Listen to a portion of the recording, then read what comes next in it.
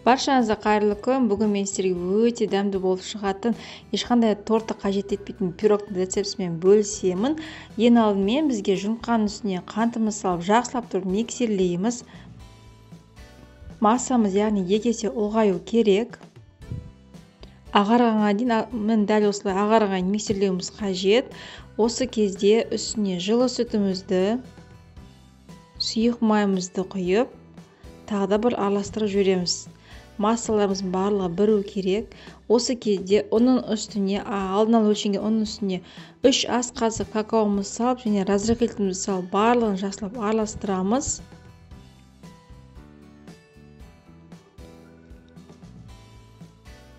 Енді осыны ситу арқылы аздан сала отырып, лопатканың көмегімен жоғарыдан төмен қарай араластырамыз.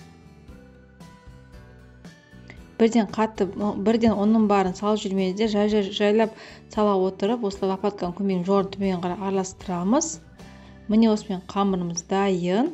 Осы дайын болған қамырымызды формамызға құйып, қызып тұрған пеште 180 градуста пісіріп аламыз. Осы кезде біз пропиткасын дайындаймыз. Ол үшін сүттің үстіне қантты және 1 ас қасық какаомызды салып, отқа бір қайнатып аламыз. Яғни ол жерде қантуы еру қажет. Міне пирогымыз пісті, қамырымыз. Енді осы дайын болған пирогымызды барлық жерінен осылай зубочисткамен тесіп шығамыз. Және алдын ала дайындалған сиропымызды, пропиткамызды үстіне құйып шығамыз.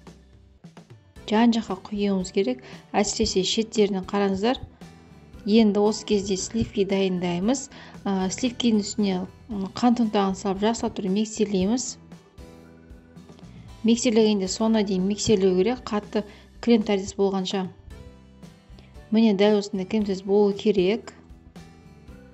Енді осы дайын болған кремімізді пирогымыз үстіне жайып шығамыз.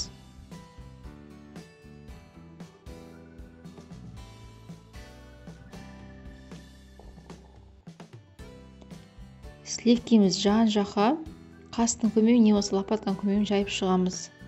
Біркелкі етіп.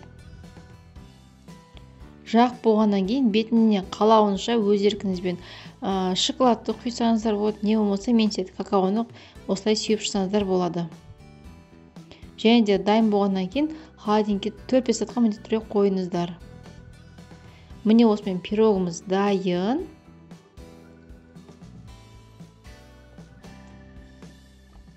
Мен осылай бөліктерге бөлдім. Қараңыздар, қандай керемет болып шықты. Өте нәзік, ауызға бір сағынан еритін пирог.